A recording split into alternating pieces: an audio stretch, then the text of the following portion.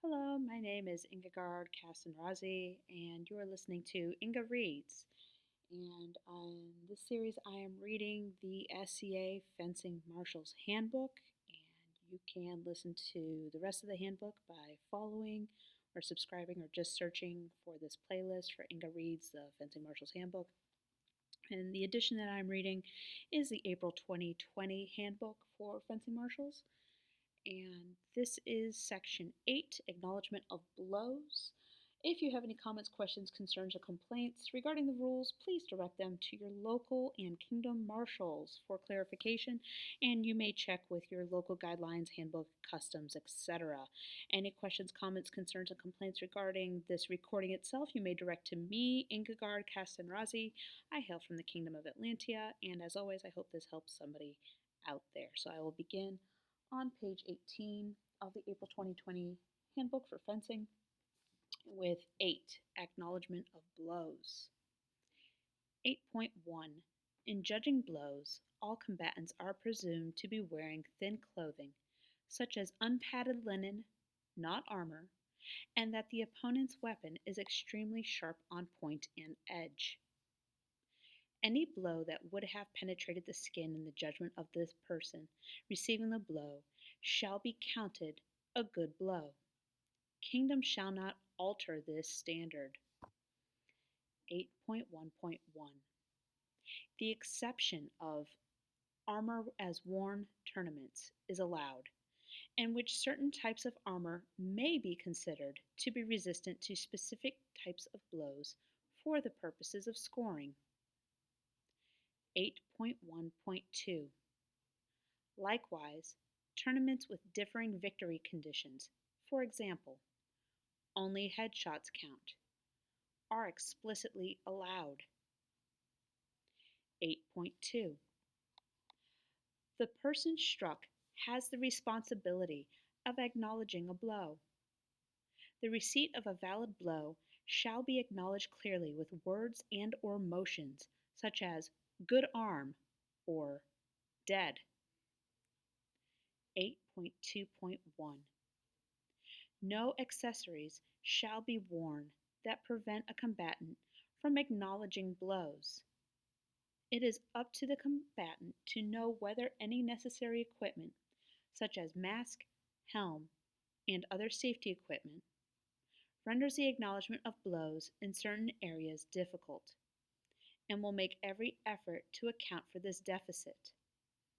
This includes, but is not limited to, loose clothing designed to hang out from the fencer, such as bulbous sleeves or hoop skirts, or rigid cuffs on gauntlets.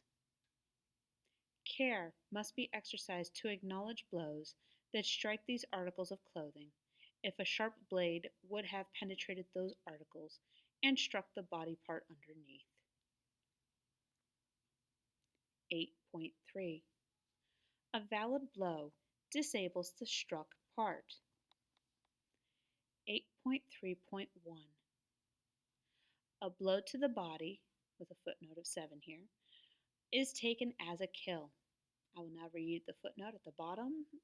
Footnote 7, it says underlined items are defined in the glossary and Appendix 1.